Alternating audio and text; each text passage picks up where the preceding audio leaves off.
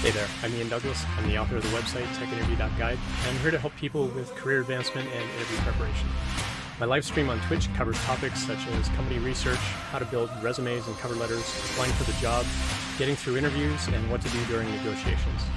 I've coached thousands and thousands of people over the years to get jobs at the biggest tech companies in the industry, and I'm here to help you too.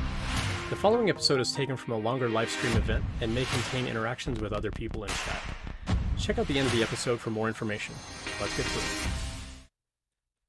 Go back to Father Funk's question. Curious to know how easy it is to move into a CTO position. Go work at a startup. You'll get a CTO position. Boom, done. Moving on. A CTO at a startup is basically you're the lead developer at that point. To move into a CTO position at an executive level, you're probably not going to get hired into a CTO position unless you've been in the industry a really long time and can prove that you've got that management chops.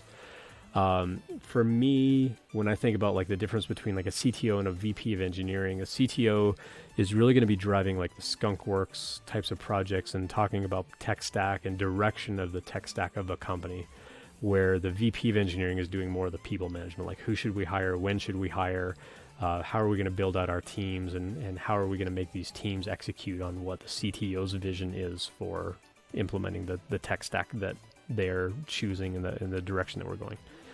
And so that would be the kind of the difference there. If you've been a VP of engineering, you're really more on the people management side. And so where I would see getting promoted into a CTO role would be coming from, you've been a senior developer, maybe into like a senior architect, maybe like a principal engineer, into those styles of roles. And then kind of that next step then would be into the CTO. In my experience though, I've like most of my work experience has actually been at startups. And so, you know, you get like a business founder and a technical founder, and the technical founder sort of inherits the CTO title and they just become the CTO.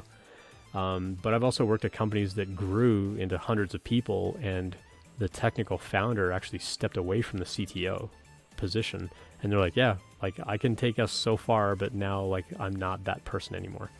Or they would move into like the VP of engineering because they wanted to do more people management side of things. But very rarely does a startup CTO stay in that CTO position for a long period of time. Usually as the company grows, they actually get someone in with experience of like, here's the direction that we need to head.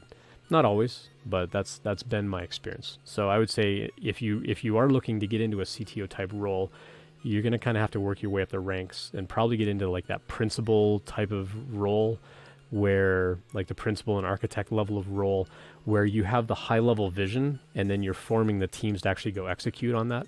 That's really what the CTO kind of position is going to be. You're saying, this is what we're going to build. How are we going to form the teams to actually go build that? And now you're going to lean on your VP of engineering to make sure you go hire all those people. And now that you have those people available on your team, how are you going to break up those teams and have them go execute on that vision? And so you have to have the vision.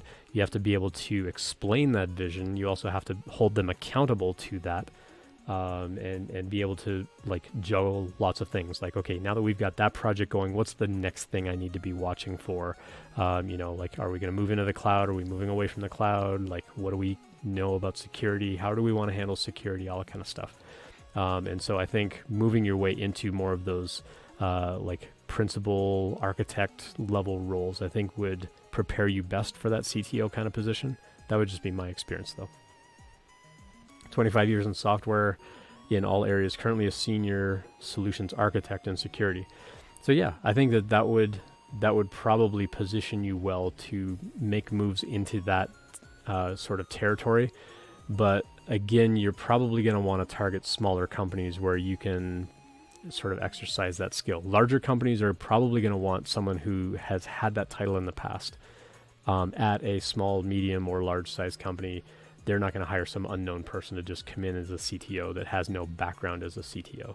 Like that C-level executive kind of level, and that execution type of level, they're probably not going to hire somebody without that level of experience. But taking the experience that you have and getting into a smaller company and growing and practicing that kind of role, then you can kind of take a step into like a more of a medium company as a CTO, prove yourself there, and then move into larger companies from there. That would be my my input on that.